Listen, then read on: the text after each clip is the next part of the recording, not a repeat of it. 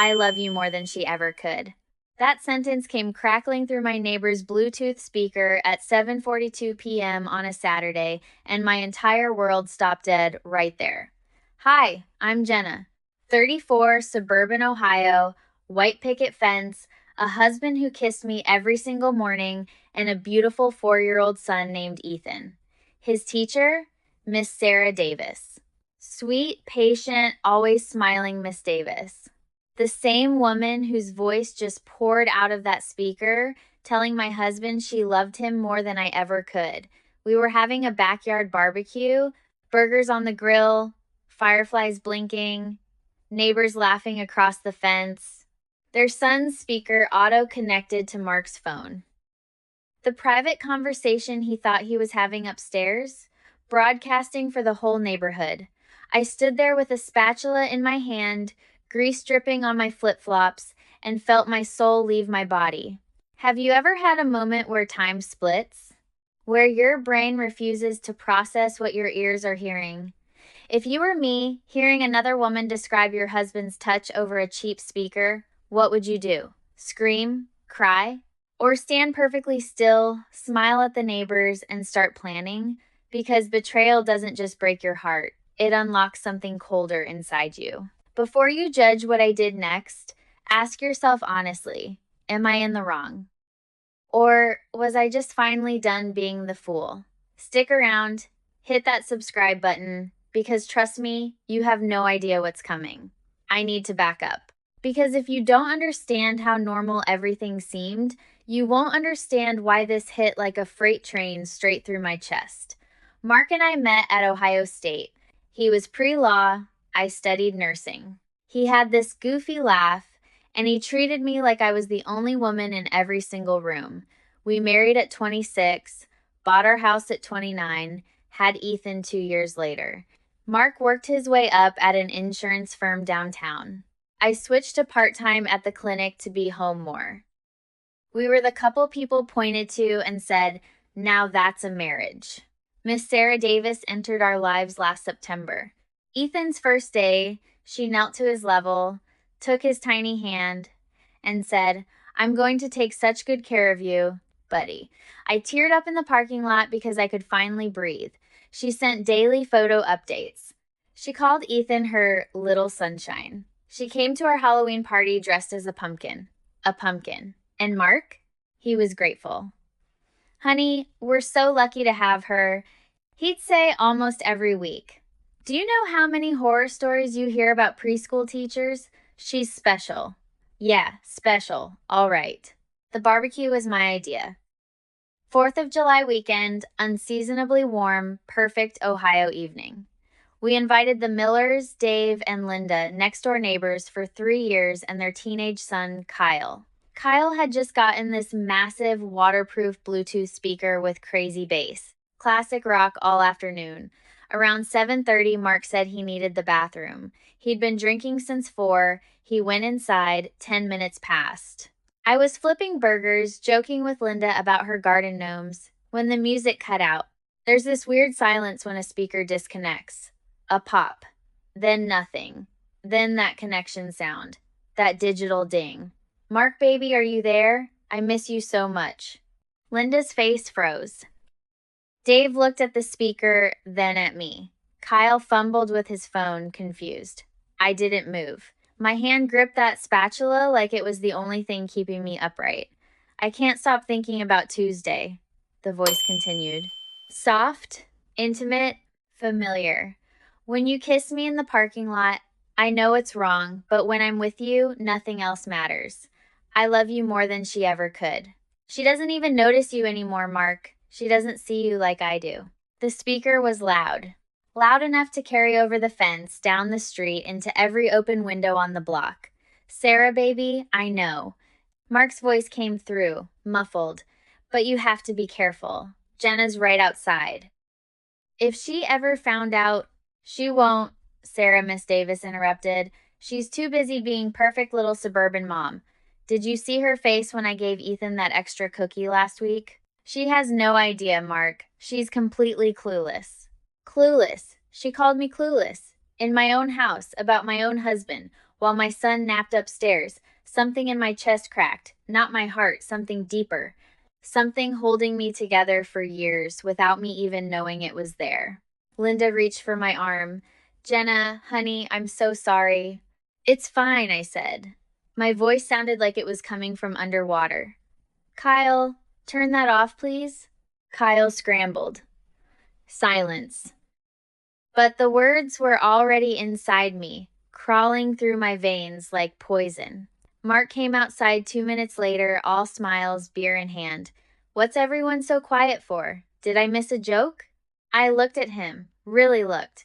The flush that wasn't just alcohol, the eyes darting to the speaker, to me, then away, the hand shaking as he sipped. He knew.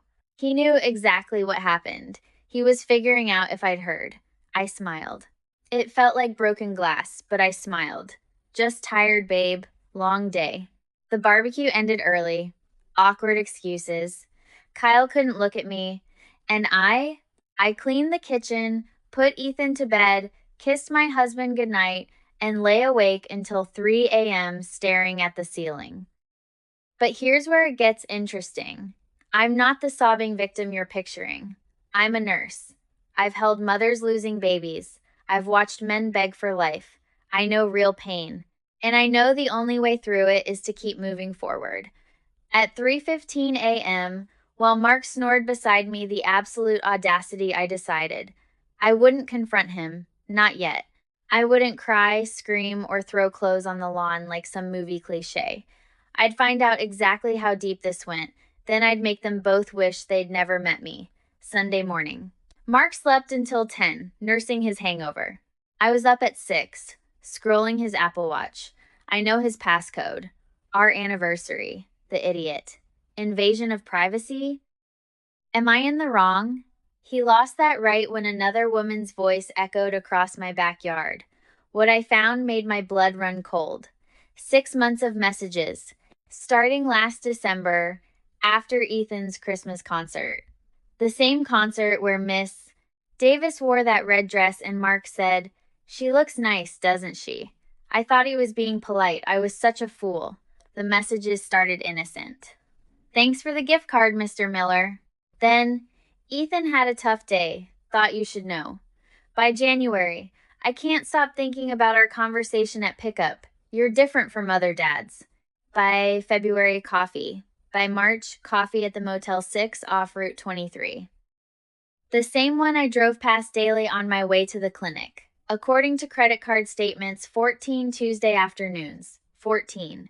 While I was at work, saving lives, believing he was at the office. But the worst part?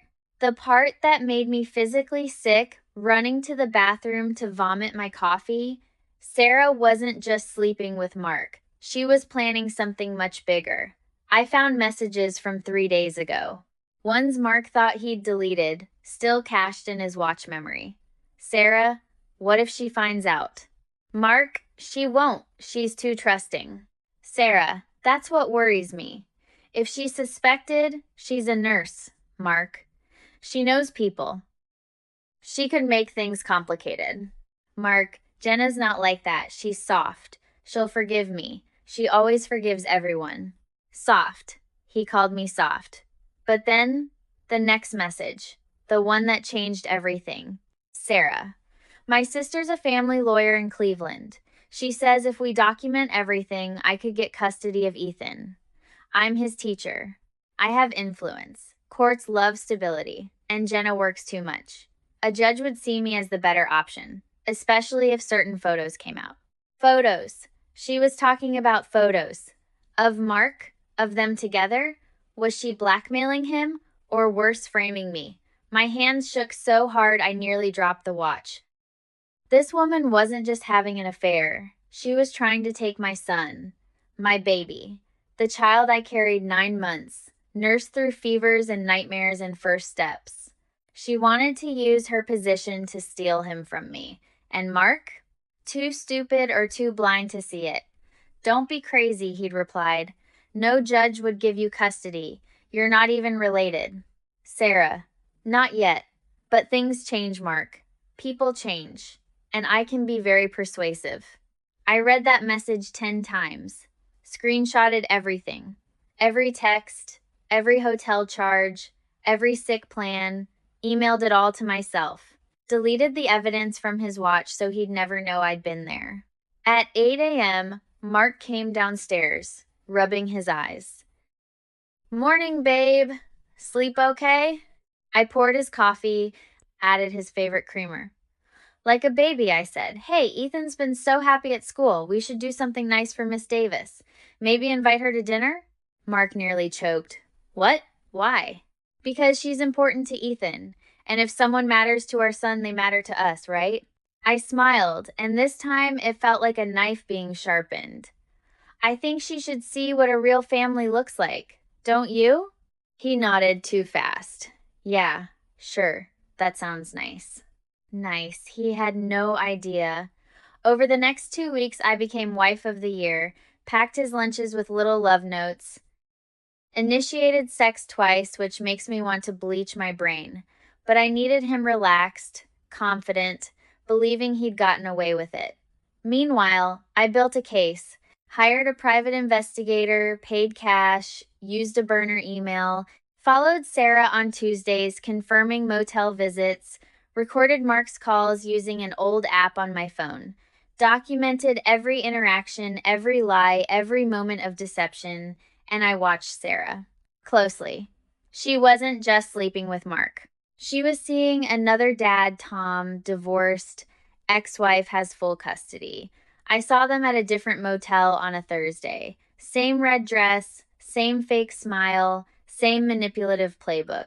This woman was a predator, using her position to target fathers, infiltrate families, find weaknesses, and exploit them. Mark wasn't her first, he wouldn't be her last. But the real twist, the one still keeping me up at night, Sarah was pregnant. Not from Mark, from Tom. She'd told Mark it was his. Sent him ultrasound photos stolen from a pregnancy forum online.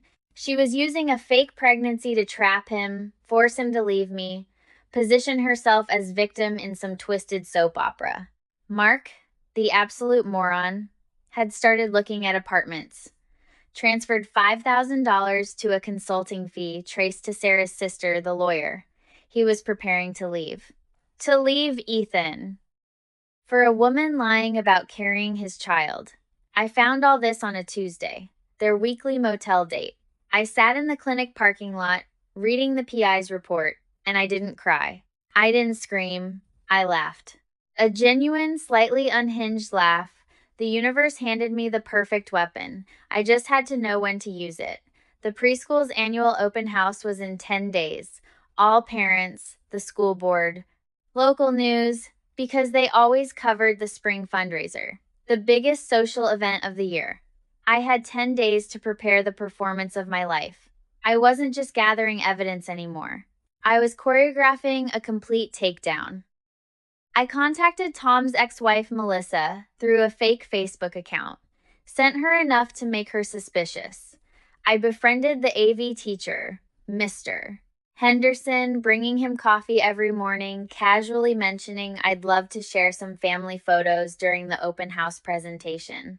I even recorded Sarah's voice from parent-teacher conferences, matching it to the Bluetooth audio I'd secretly saved from that night. Mark noticed nothing. He was floating on cloud nine, texting Sarah constantly, making plans for their new life together. He started packing a go bag. I watched him hide it in the garage, right behind the lawnmower. The same lawnmower he'd promised to fix 3 months ago. 3 days before the open house, Sarah sent Mark a message I intercepted through his watch. Bring Ethan's birth certificate to the motel on Tuesday. My sister says we need it for the custody petition. Custody petition. She was actually doing it. She was building a legal case to take my son using my own husband's cooperation. The rage I felt wasn't hot. It was ice. Absolute zero. I printed that message, added it to the folder. The folder that was now 2 inches thick. The night before the open house, I couldn't sleep. I sat in Ethan's room watching him breathe, his little chest rising and falling, his stuffed bear clutched in his tiny fist. I thought about all the times I doubted myself as a mother, the times I'd felt guilty for working, for needing time alone, for not being perfect little suburban mom. And I realized Sarah was right about one thing. I wasn't perfect, but I was his. I was his mother. And nobody, not some manipulative teacher, not my traitor husband, not the whole court system was going to change that fact. I kissed Ethan's forehead. Mommy's got you, I whispered. Always. The next morning, I put on my navy dress. I curled my hair. I painted my nails the same color Mark used to say he loved. I looked in the mirror and didn't recognize myself. Not because I'd changed. Because I'd finally stopped hiding who I really was underneath all that politeness and patience and soft smiles. Mark came downstairs adjusting his tie. You look nice, he said. The same words he'd used about Sarah's red dress. I almost laughed. Thanks, babe, I said. I wanted to look my best for today. He had no idea that today was the day his entire fake world would come crashing down around him, and I was going to be the one holding the wrecking ball. Walking into that gymnasium, I felt something I hadn't felt in months. Power. Not the power of a victim scorned, but the power of a mother protecting her cub. I scanned the room, the principal, the board members, the reporter, and Sarah, glowing in her lie, her hand resting on her flat stomach like she was already showing. I took my seat next to Mark. He squeezed my hand. I squeezed back, harder than necessary, and watched him wince. Nervous? He asked. Excited, I replied, and I meant every single letter of that word. This was it. No turning back, no second chances. Just me, my phone, and the truth that was about to burn their whole world straight to the ground. The open house filled the gymnasium with paper flowers and finger paintings. Every parent attended. The school board sat in front. A reporter hovered near refreshments. I arrived in navy blue, professional, composed, devoted mother. Mark held Ethan's hand, playing doting dad. Sarah stood at the front in that red dress, hand on her stomach, talking about challenges of being an expecting educator. Expecting. The lie she'd built everything on. The principal spoke about values, community, trust, family. I stood up. Excuse me. I'd like to say something about family. Mark grabbed my wrist. Jenna, what are you doing? I shook him off, walked to the front, pulled out my phone. For 12 minutes, I played the audio, showed screenshots, projected credit card statements and PI photos onto the smartboard. Exposed Sarah's fake pregnancy with stolen ultrasound metadata. Revealed her affair with Tom. Showed the transfer to her sister, the lawyer. The room went from confused to horrified to silent. Sarah tried to run. The principal blocked the door. Mark knelt in the aisle, begging me to stop, to think about Ethan. I am thinking about Ethan, I said into the microphone, steady as stone. His teacher tried using him as a pawn to destroy his family. His father was willing to abandon him for a lie. And I will burn this world down before anyone takes my son. Sarah lost her job that night. The district investigated. Tom's ex-wife used my evidence to win custody modification. Mark's firm restructured his position the following Monday. I filed next morning, full custody, the house. Alimony until Ethan graduates. The judge called Sarah predatory and dangerous and issued a no-contact order for Ethan. Mark still texts sometimes. I blocked everything except the court-required co-parenting app. My responses? 3 words max. Confirmed. Noted. No.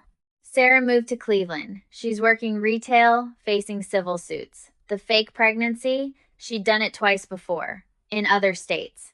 It wasn't her first attempt. I was just the first who fought back. People ask if I feel bad. Am I in the wrong? No.